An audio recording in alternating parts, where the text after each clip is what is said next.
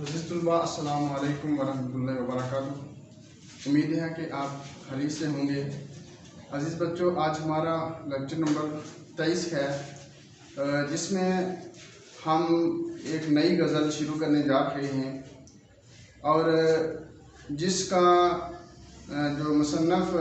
جو شاعر ہے وہ شیخ حمدانی مصرفی ہے، اور انہوں نے جو غزل لکھی ہے اس غزل کا جو مطلع غزل میں نے یہاں پہ وائٹ بورڈ پہ لکھا ہے۔ تو شاعر کہتا ہے کہ دنیا میں جب تلک کہ اندوائے گیں رہا، غم دل سے اور دل سے میرے غم کریں رہا۔ تو غزل کے مطلع سے ہی ہمیں یہ معلوم ہوتا ہے کہ شاعر اپنے غموں کو ہی بیان کر رہا ہے، اور دنیا میں رہتے ہوئے شاعر نے بہت تکلیف سے زندگی گزاری ہے، مشکل سے زندگی گزاری ہے۔ تو اس غزل میں وہ اپنے غموں اور دکھوں کا اظہار کرتے ہوئے اس نے اس غزل کا جو مطلع میں جو غم کا اظہار کرتے ہوئے اس کا آغاز کیا ہے۔ تو عزیز بچوں، شیخ حمدانی مصرفی، ان کے بارے میں تھوڑا سا میں آپ کو بتا دوں کہ یہ کون تھے اور انہوں نے جو کیسے زندگی گزاری۔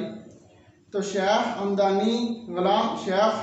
غلام حمدانی مصرفی یہ 1751 میں پیدا ہوئے، اور مصرفی کا اصل نام غلام حمدانی تھا، اور مصرفی تخلص استعمال کرتے تھے۔ آپ کے والد کا نام شیخ ولی محمد تھا، اور مصرفی آغاز جوانی میں امروہیہ سے دلی چلے گئے، اور وہاں جا کر انہوں نے ایک اہم کام کیا، وہ یہ کہ عربی، فارسی اور اردو ان تینوں زبانوں میں مکمل مہارت حاصل کر لی۔ جب دلی پر برا وقت آیا تو بے شمار شعراء ہجرت کر کے لکھنؤ چلے گئے۔ اس طرح مصرفی نے بھی ہجرت کی اور وہ بھی لکھنؤ چلے گئے۔ لکھنؤ میں جا کر ان کو بہت عزت ملی اور ان کا بہت چرچا ہوا۔ انہوں نے اردو میں 8 دیوان لکھے اور 2 شاعروں کے تذکرے بھی لکھے، اور آپ نے 1824 میں لکھنؤ میں ہی وفات پائی۔ تو غلام حمدانی مصرفی جو ہیں، یہ اس غزل میں کہتے ہیں کہ دنیا میں جب تلک کہ میں اندوا گیں رہا، غم دل سے اور دل سے میرے غم کریں رہا۔ مطلب یہ کہ جب تک اس دنیا میں رہا، غم اور زندگی جو ہیں یہ لازم اور ملزوم رہے، اور میں جتنا عرصہ اس دنیا میں رہ کر زندگی گزارتا رہا اور دنیا میں زندگی گزارنے کے لیے رہا، تو غم جو ہیں وہ میرے ساتھ ساتھ رہے ہیں۔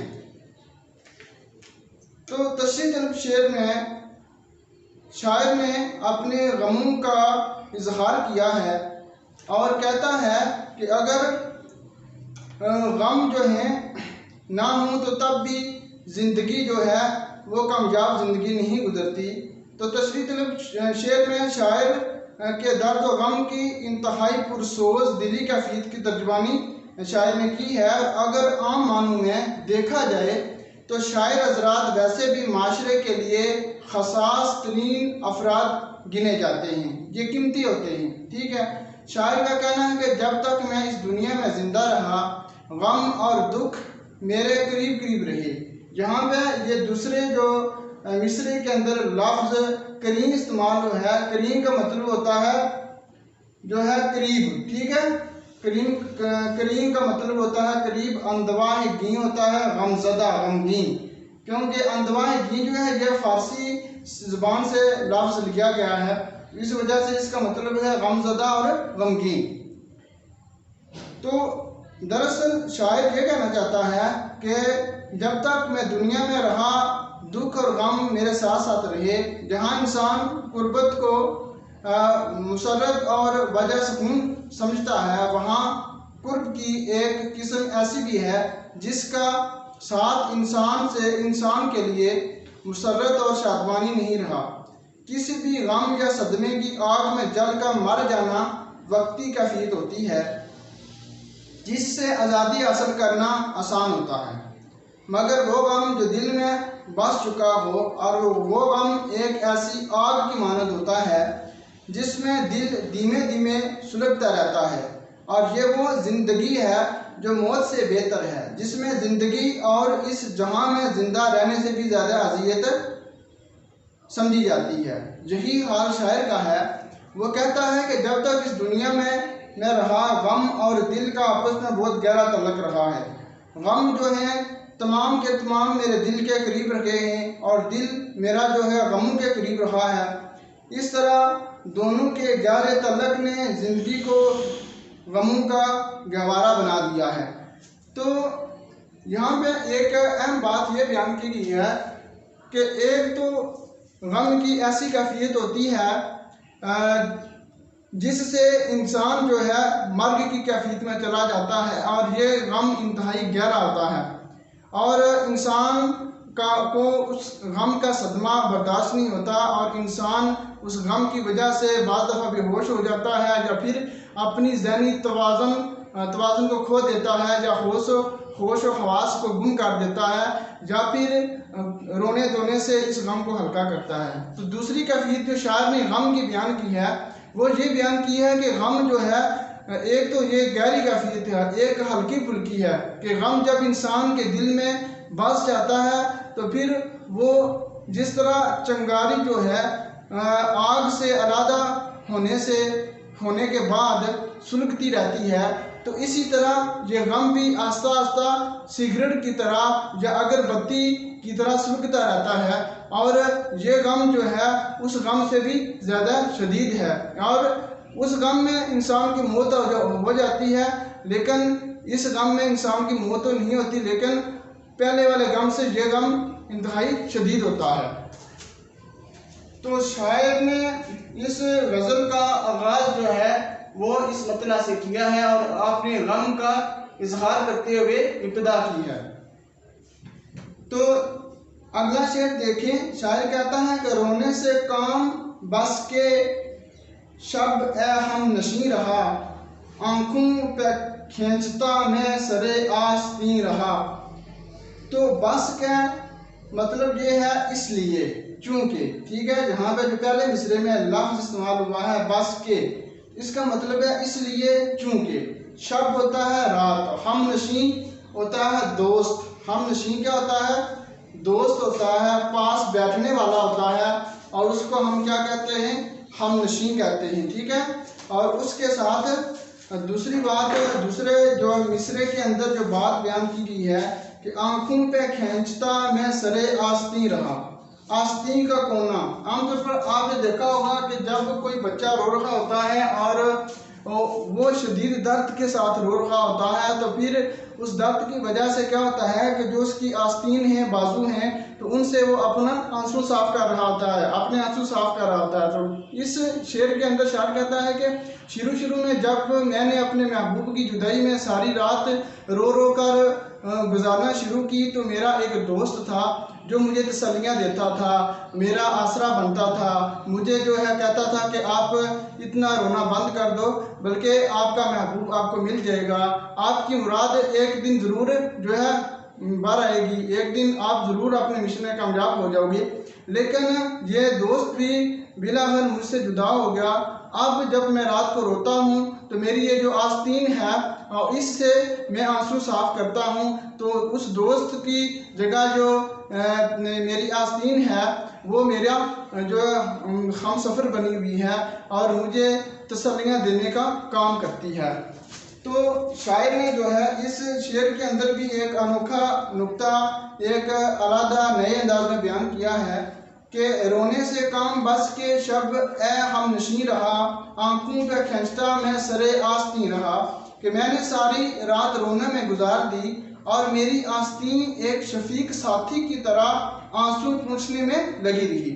تشریح طلب شعر میں شاعر نے اپنے غم و الم کو مزید انوکھی انداز میں بیان کیا ہے، اور جس سے موضوع پر جاذبائی تاثر پیدا ہو گیا ہے۔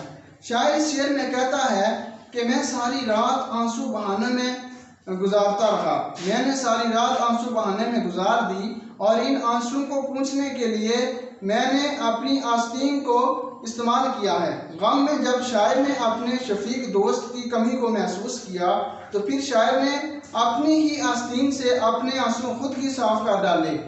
غم و آلام کو بیان کرنا اور شکوے شکایتیں کرنا ایک درد مند انسان کا شیوا نہیں ہوتا، اور نہ ہی عاشقوں کا شیوا ہوتا ہے، بلکہ جو عاشق ہوتے ہیں وہ تو اس بات پر خوش ہوتے ہیں کہ محبوب ان کو غم دے۔ عاشقوں کی ہر رات جو ہوتی ہے آنسو سے بھیگی ہوئی ہوتی ہے، آنسو سے تر ہوتی ہے۔ جہاں تک آنسو کی بات ہے، یہ نہ تو انسان کے غم میں اضافہ کرتے ہیں اور نہ ہی اس کا نتیجہ بنتے ہیں۔ آنسو تو دل کے بوجھ کو ہلکا کرتے ہیں۔ عام طور پر یہ مشاہدے میں بات آتی ہے کہ جب انسان کو رنج اور دکھ پہنچتا ہے تو وہ اکیلے میں تنہائی میں اس قدر زیادہ رو لیتا ہے جس کی وجہ سے اس کا غم ہلکا ہو جاتا ہے۔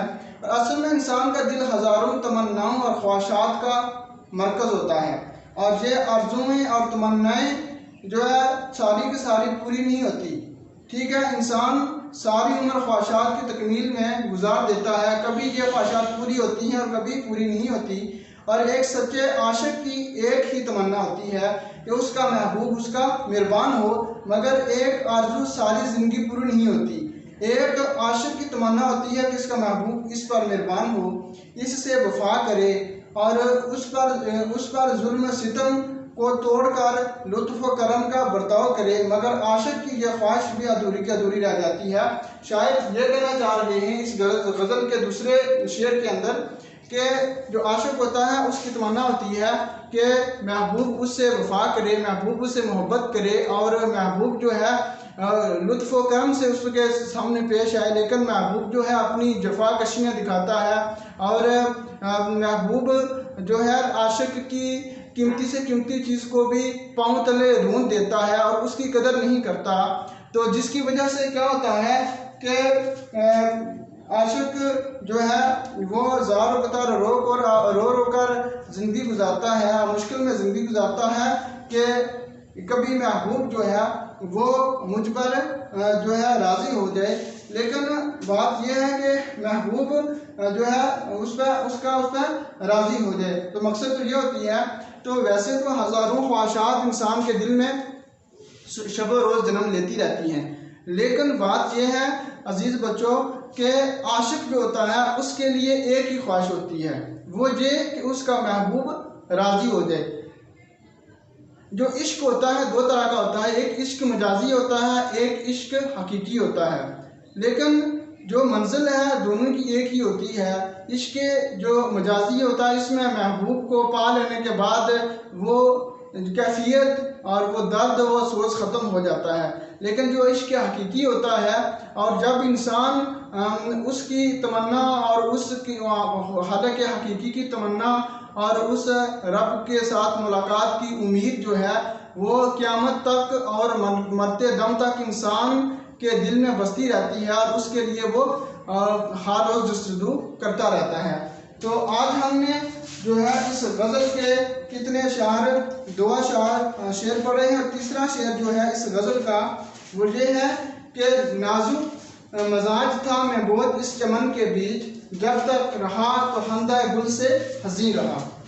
تو چمن ہوتا ہے باغ، ٹھیک ہے، بیچ ہوتا ہے درمیان، خندہ گل مراد پھولوں کی ہنسی، پھولوں کا کھلنا، پھولوں کا مسکرانا۔ تو اس شعر کے اندر بھی شاعر نے ایک بہت دلچسپ بات کرتے ہوئے ہمیں ایک اہم بات سمجھانے کی کوشش کی ہے کہ نازک مزاج یعنی حساس طبیعت کا مالک، معمولی بات کو بھی برداشت نہ کرنے والا، چمن باغ یعنی خندہ گل پھولوں کی ہنسی۔ شاعر کہتا ہے کہ میں اس قدر نازک مزاج تھا کہ پھولوں کی مسکراہٹ بھی میری طبیعت پر گراں گزرتی تھی۔ شاعر کہتے ہیں کہ دنیا میں ہنس مکھ اور خوش مزاج لوگوں سے بھری پڑی ہے، مگر یہ حقیقت ہے کہ بعض اوقات اس دنیا کے لوگوں کی مسکراہٹ بھی اور ہنسی بھی انسان کے لیے بوجھ بن جاتی ہے۔ یہ انسانی فطرت ہے کہ ان کے دل کی دنیا بنجر اور ویران ہو تو اس کے لیے یہ ساری خوشیاں بے معنی اور بے مقصد ہوتی ہیں۔ گزرے ہوئے وقت کو نہ تو فراموش کیا جا سکتا ہے اور نہ ہی دکھوں کے سہارے زندگی گزاری جا سکتی ہے۔ बल्कि कदीम दौर के गमों को याद करने से दिल में गमों का एक तावील सिलसिला शुरू हो जाता है। मगर बाज़ औक़ात लोगों की मुस्कुराहट में भी गुरूर और तंज़ सामने आती है, जिनको सुनकर इंसान का दिल पारा पारा हो जाता है, और ये बातें ज़ख्म पर नमक छिड़कने का भी काम देती हैं। और कभी कभी इंसान की मुस्कान में शाम से ज़्यादा ज़हर होता है, जो दिल पर असर करके इसको चूर चूर कर देता है। तो शायर कहता है कि बाग के मौसम बहार के अंदर अगर बाग फूलों से सजा हुआ है और मुझे उस बाग के अंदर भी ले जाया जाए, और मेरे गम इसके अंदर शदीद हैं, मेरा दिल उदास है, बेचैन है, जिसकी वजह से मुझे जो है फूलों की मुस्कान और फूलों की खूबसूरती और मौसम बहार में खूबसूरती और इस दुनिया की हुस्न को मैं देखता हूँ, और यह हुस्न भी मुझे बद ही लगता है, क्योंकि मेरा दिल उदास हो चुका है, मेरा दिल गमों से चूर चूर है।